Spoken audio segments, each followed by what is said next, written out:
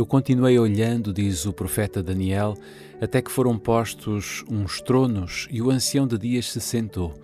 O seu vestido era branco como a neve e o cabelo da sua cabeça como a limpa lã. O seu trono chamas de fogo e as rodas dele fogo ardente. Um rio de fogo manava e saía de diante dele. Milhares de milhares o serviam e milhões de milhões estavam diante dele. Sentou-se o juízo e abriram-se os livros. Daniel capítulo 7, versículos 9 e 10. Assim foi apresentado na visão do profeta o grande e solene dia em que o caráter e a vida dos homens serão passados em revista perante o juiz de toda a terra, e cada homem será recompensado segundo as suas obras. O ancião da idade avançada é Deus, o Pai. Diz o salmista, antes de surgirem as montanhas, antes de existirem a terra e o mundo, desde sempre e para sempre tu és Deus. Salmo 90, versículo 2. É Ele fonte de todo o ser e de toda a lei que deve presidir ao juízo. E santos anjos, como ministros e testemunhas, em número de milhares e milhões de milhões, assistem a esse grande tribunal. Eu estava olhando nas minhas visões da noite, diz o profeta Daniel, e eis que vinha nas nuvens do céu um como o Filho do Homem, e dirigiu-se ao ancião de dias, e o fizeram chegar até ele. E foi-lhe dado o domínio e a honra e o reino, para que todos os povos, nações e línguas o servissem. O seu domínio é um domínio eterno, que não passará, e o seu reino o único que não será destruído. Daniel capítulo 7, versículos 13 e 14. A vinda de Cristo aqui descrita não é a sua segunda vinda à terra. Ele vem ao ancião de longa idade no céu para receber a autoridade, a honra e o reino, os quais lhe serão dados no final da sua obra de mediador. É esta vinda, e não o seu segundo advento à terra, que foi predita na profecia como devendo ocorrer ao terminarem os 2300 dias em 1844. Assistido por anjos celestiais, o nosso grande sumo sacerdote entra no lugar santíssimo e ali comparece na presença de Deus para se entregar aos últimos atos do seu ministério em favor do homem, isto é, realizar a obra do juízo, de investigação e fazer expiação por todos os que se verifica terem direito aos seus benefícios.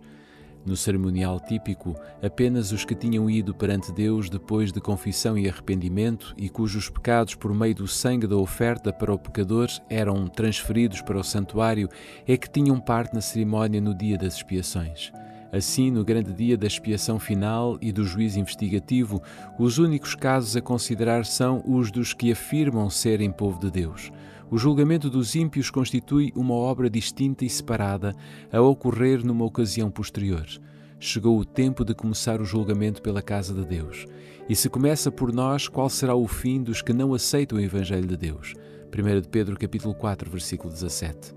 Os livros de registro no céu, nos quais estão relatados os nomes e as ações dos homens, devem determinar a decisão do juízo.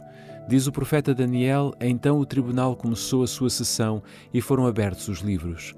O escritor do Apocalipse, descrevendo a mesma cena, acrescenta: abriu-se outro livro, que é o da vida, e os mortos foram julgados pelas coisas que estavam escritas nos livros, segundo as suas obras. Apocalipse capítulo 20, versículo 12.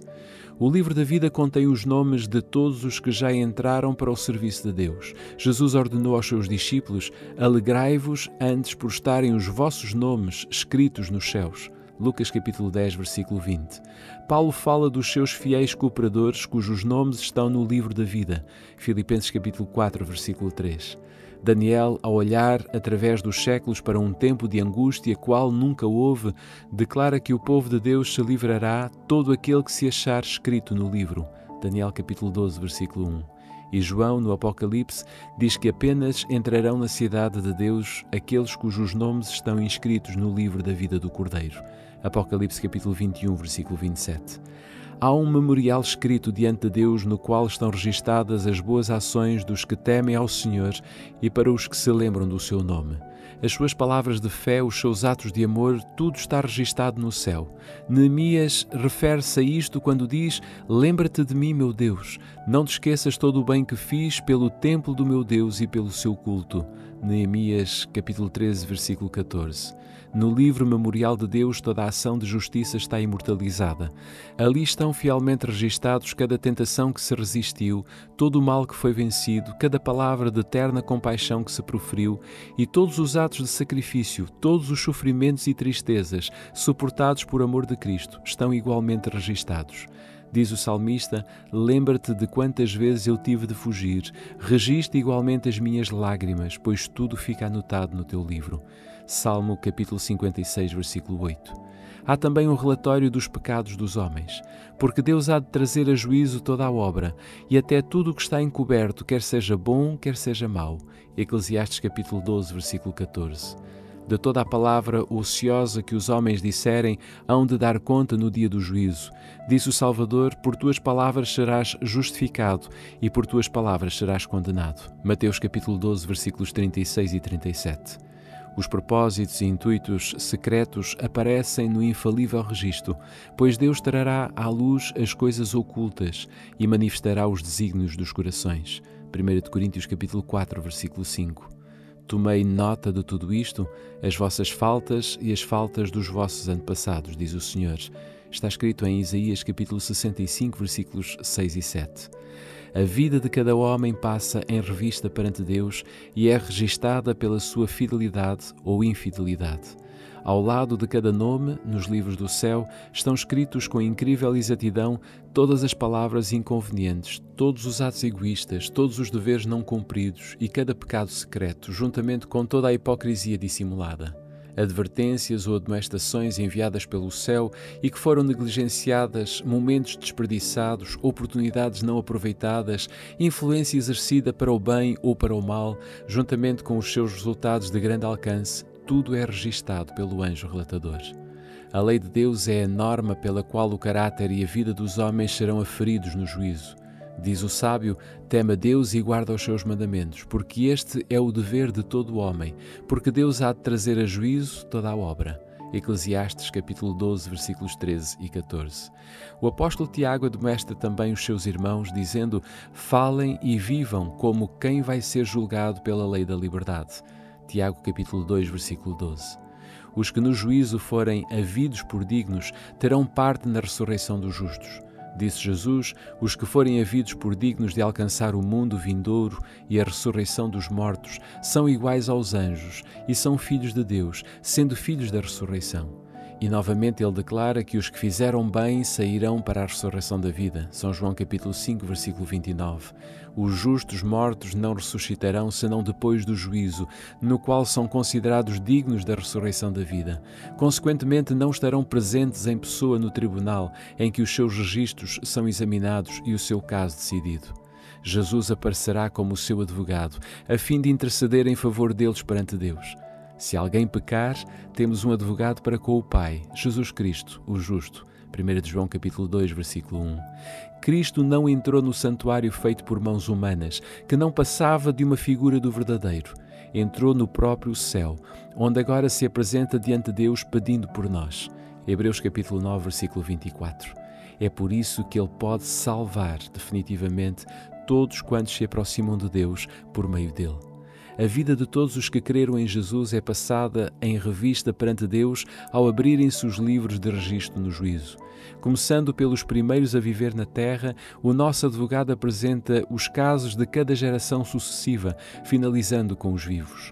Cada nome é mencionado, cada ato minuciosamente investigado. Aceitam-se nomes e rejeitam-se nomes. Quando alguém tem pecados que permaneçam nos livros de registro, para os quais não houve arrependimento nem perdão, o seu nome será omitido do livro da vida e o relato das suas boas ações apagado do livro memorial de Deus. O Senhor declarou a Moisés: aquele que pecar contra mim, a este riscarei eu do meu livro. Êxodo capítulo 32, versículo 33. E diz o profeta Ezequiel: desviando-se o justo da sua justiça e cometendo a iniquidade, de todas as suas justiças que tiver feito, não se fará memória. Ezequiel capítulo 18, versículo 24. todos os que verdadeiramente se tenham arrependido do pecado e que pela fé tenham reclamado o sangue de Cristo como seu sacrifício expiatório, tiveram o perdão acrescentado ao seu nome nos livros do céu, tornando-se participantes da justiça de Cristo. E ao verificarem-se que o seu caráter está em harmonia com a lei de Deus, os seus pecados serão riscados e eles próprios considerados dignos da vida eterna. O Senhor declara pelo profeta Isaías: Eu mesmo sou o que apago as tuas transgressões por amor de mim, não me lembro mais. Isaías capítulo 43, versículo 25. Disse Jesus: O que vencer será vestido de vestes brancas, e de maneira nenhuma riscarei o seu nome do livro da vida, e confessarei o seu nome diante do meu Pai e diante dos seus anjos. Apocalipse capítulo 3, versículo 5. Mateus capítulo 10, versículos 32 e 33 diz que qualquer que me confessar diante dos homens, eu o confessarei diante do meu Pai que está nos céus. Mas qualquer que me negar diante dos homens, eu o negarei também diante do meu Pai que está nos céus. O mais profundo interesse manifestado pelos homens nas decisões dos tribunais terrestres não apresenta senão palidamente o interesse demonstrado nas cortes celestiais, quando os nomes inseridos no livro da vida aparecem perante o juiz de toda a terra. O intercessor divino apresenta a petição para que as transgressões de todos os que venceram pela fé no seu sangue sejam perdoadas, para que eles sejam reconduzidos ao lar edénico e coroados com ele como coherdeiros do primeiro domínio. Miqueias capítulo 4, versículo 8. Satanás, nos seus esforços para enganar e tentar a nossa raça, tinha pensado em frustrar o plano divino na criação do homem. Mas Cristo pede agora que este plano seja levado a efeito, como se o homem nunca tivesse caído. Pede para o seu povo não só o perdão e a justificação, amplos e completos, mas também a participação na sua glória e no seu lugar sobre o seu trono. Enquanto Jesus faz a defesa dos súbditos da sua graça, Satanás acusa-os diante de Deus como transgressores. O grande enganador procurou levá-los ao ceticismo, fazendo-os perder a confiança em Deus, separar-se do seu amor e violar a sua lei. Agora aponta para o relatório da sua vida, para os seus defeitos de caráter e para a falta de semelhança com Cristo que desonraram o seu Redentor, para todos os pecados que ele os levou a cometer e por causa disto reclama-os como seus súbditos. Jesus não desculpa os seus pecados, mas apresenta o seu arrependimento e a sua fé, e reclamando o perdão para eles, ergue as mãos feridas perante o Pai e os santos anjos, dizendo: Conheço-os pelo meu nome, gravei-os na palma das minhas mãos. Os sacrifícios para Deus são o espírito quebrantado, a um coração quebrantado e contrito não desprezarás, ó Deus. Salmo 51, versículo 17. E ao acusador do seu povo, ele declara: O Senhor te repreende, ó Satanás. Sim, o Senhor que escolheu Jerusalém te repreende. Não é este um tição tirado do fogo? Zacarias capítulo 3, versículo 2. Cristo vestirá os seus fiéis com a sua própria justiça, para poder apresentá-los ao seu Pai, como igreja cheia de beleza, sem mancha, nem defeito ou coisa semelhante. Efésios capítulo 5, versículo 27. Os seus nomes permanecem registados no livro da vida e está escrito com relação a eles: Comigo andarão de branco, porquanto são dignos disso. Apocalipse capítulo 3, versículo 4. Assim se realizará o cumprimento total da promessa do novo concerto, porque lhes perdoarei a sua maldade e nunca mais me lembrarei dos seus pecados. Jeremias capítulo 31, versículo 34. Naqueles dias e naquele tempo, diz o Senhor, buscar-se-á a maldade de Israel e não será achada, e os pecados de Judá, mas não se acharão. Jeremias capítulo 50, versículo 20. Em Isaías capítulo 4, versículo 2 e 3, podemos ler: Naquele dia o renovo do Senhor será cheio de beleza e de glória, e o fruto da terra excelente e formoso para os que escaparem de Israel. E será que aquele que ficar em Sião e o que permanecer em Jerusalém será chamado santo, todo aquele que estiver inscrito entre os vivos em Jerusalém. A obra do juízo investigativo e a remoção dos pecados deve efetuar-se antes do segundo advento do Senhor. Como os mortos são julgados pelas coisas escritas nos livros, é impossível que os pecados dos homens sejam removidos antes de concluído o julgamento em que o seu caso é investigado. Mas o apóstolo Pedro declara expressamente que os pecados dos crentes serão apagados quando vierem os tempos do refrigério pela presença do Senhor e Ele enviar Jesus Cristo. Quando se encerrar o juízo de investigação, Cristo virá e o seu galardão estará com Ele para dar a cada um segundo a sua obra. No culto típico, o sumo sacerdote, depois de fazer expiação por Israel, saía e abençoava a congregação. Assim, Cristo, no final da sua obra de mediador, aparecerá sem pecado para a salvação, para abençoar com a vida eterna o seu povo que o espera. Como o sacerdote, ao remover os pecados do santuário, os confessava sobre a cabeça do bode emissário, Cristo porá todos esses pecados sobre Satanás, o originador e instigador do pecado. O bode emissário, levando os pecados de Israel, era enviado à terra solitária.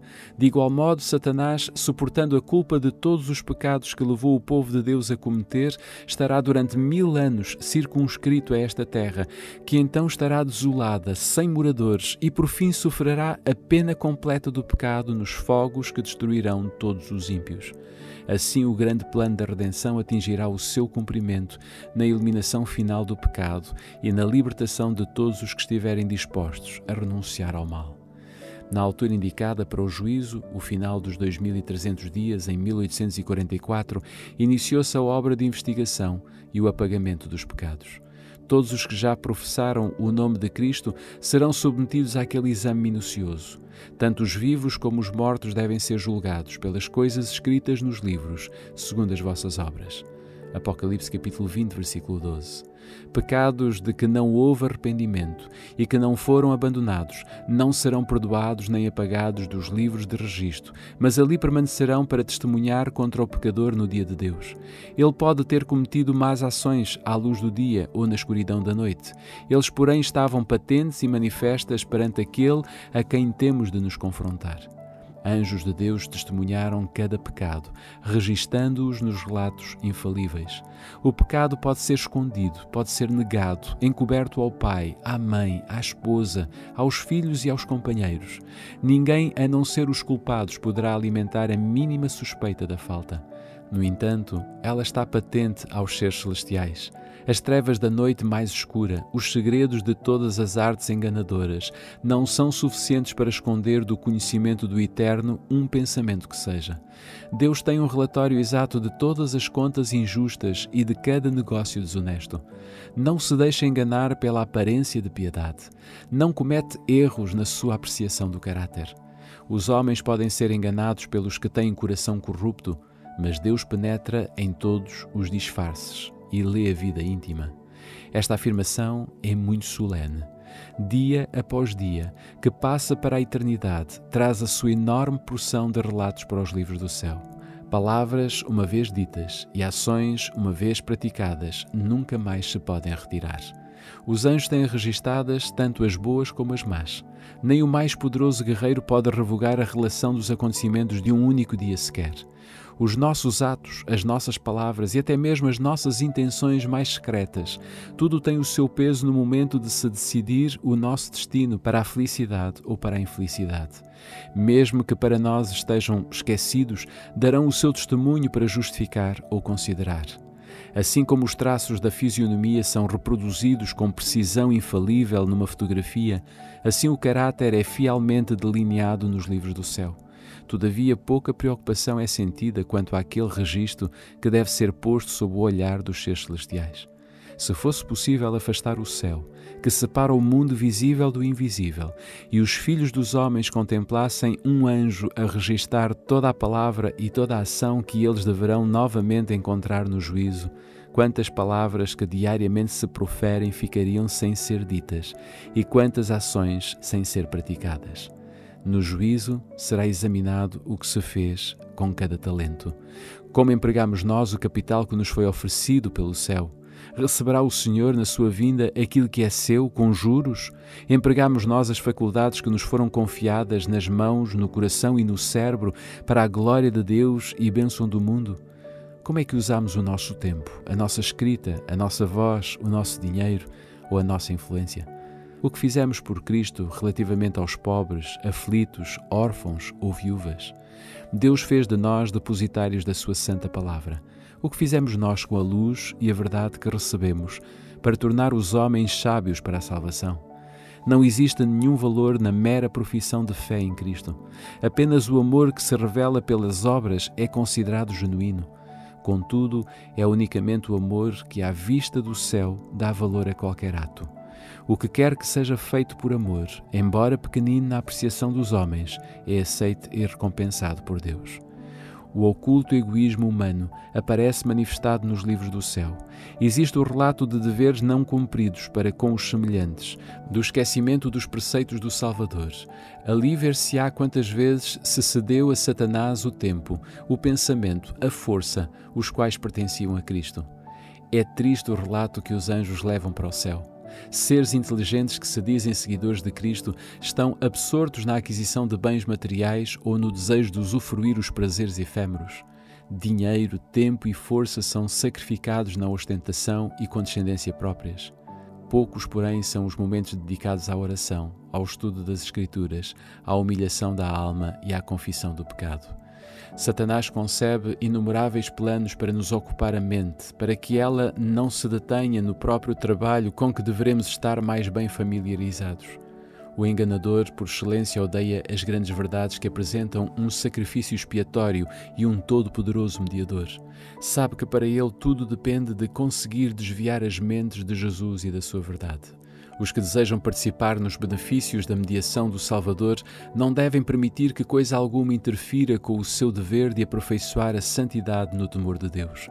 As preciosas horas, em vez de serem entregues ao prazer, à ostentação ou à ambição do ganho, devem ser dedicadas ao estudo da palavra da verdade com fervor e oração. O assunto do santuário e do juízo de investigação deve ser claramente compreendido pelo povo de Deus. Todos necessitam para si mesmos de conhecimento sobre a posição e a obra do seu grande sumo sacerdote. Aliás, ser-lhes-á impossível exercer a fé que é essencial neste tempo, ou mesmo ocupar a posição que Deus lhes deseja confiar. Cada indivíduo tem uma alma a salvar ou a perder. Cada um tem um caso pendente no tribunal de Deus. Cada um há de defrontar face a face o grande juiz. Quão importante é, pois, que todos contemplem muitas vezes o momento solene em que o juízo se reunir em sessão e os livros se abrirem, e em que, juntamente com Daniel, cada pessoa deva estar no seu lugar no fim dos tempos. Todos os que receberam conhecimento sobre estes assuntos devem dar testemunho das grandes verdades que Deus lhes confiou. O santuário no céu é o próprio centro da obra de Cristo em favor dos homens. Diz respeito a todo aquele que vive sobre a terra. Abre diante de nós o plano da redenção, transportando-nos mesmo até ao final do tempo e revelando o desfecho triunfante da controvérsia entre a justiça e o pecado. É da máxima importância que todos investiguem cuidadosamente estes assuntos e possam dar resposta a quem lhes pedir a razão da sua esperança. A intercessão de Cristo no santuário celestial em favor do homem é tão essencial ao plano da redenção como foi a sua morte sobre a cruz. Pela sua morte iniciou essa obra e ascendeu ao céu para a terminar depois de ressurgir. Pela fé, devemos penetrar até ao interior do véu, onde o nosso precursor entrou por nós. Ali se reflete a luz da cruz do Calvário.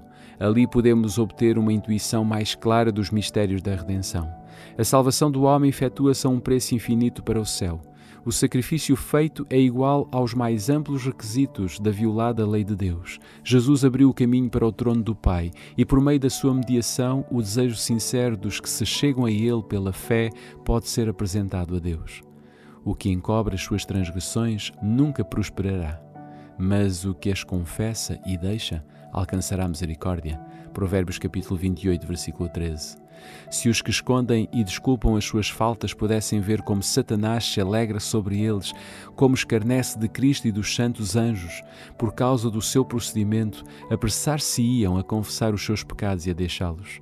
Por meio dos defeitos de caráter, Satanás trabalha para obter o domínio total da mente, e sabe se esses defeitos forem acariciados, será bem-sucedido.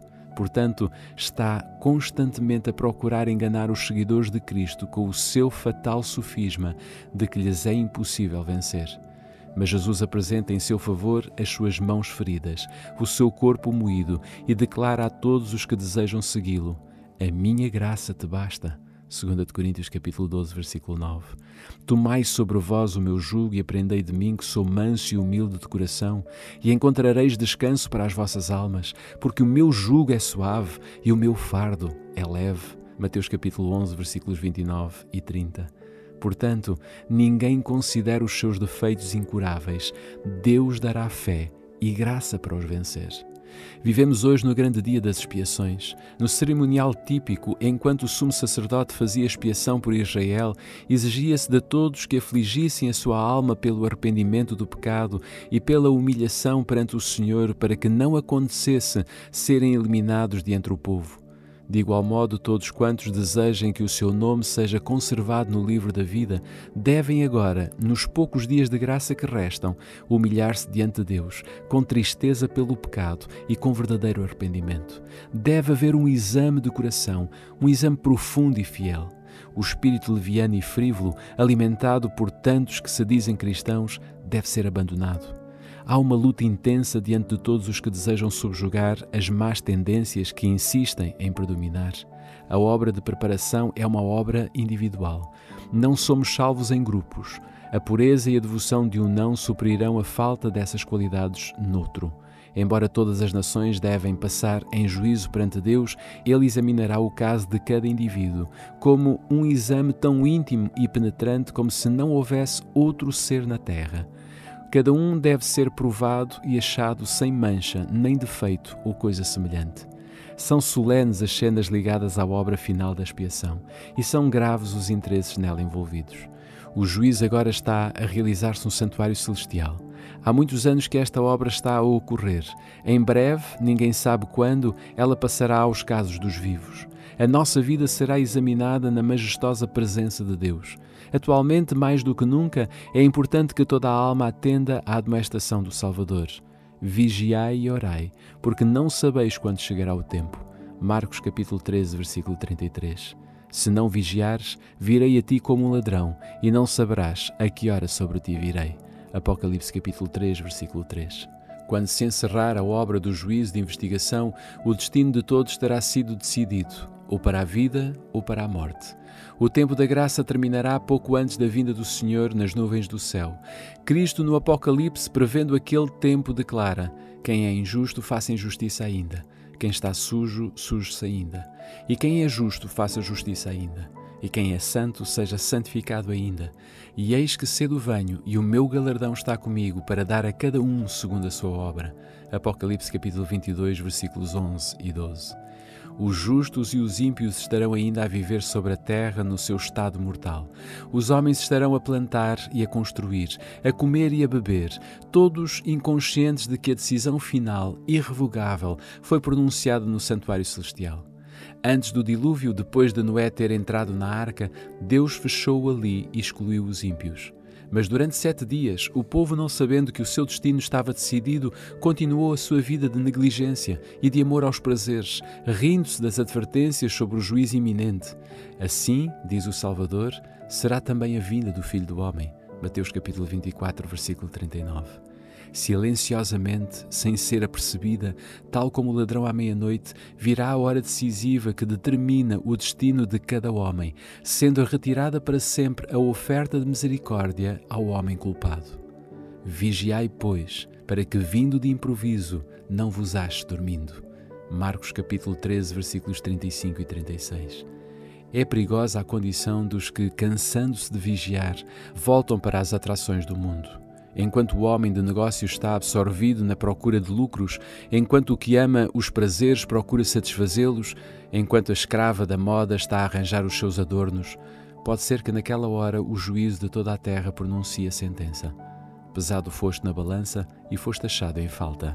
Daniel capítulo 5, versículo 27.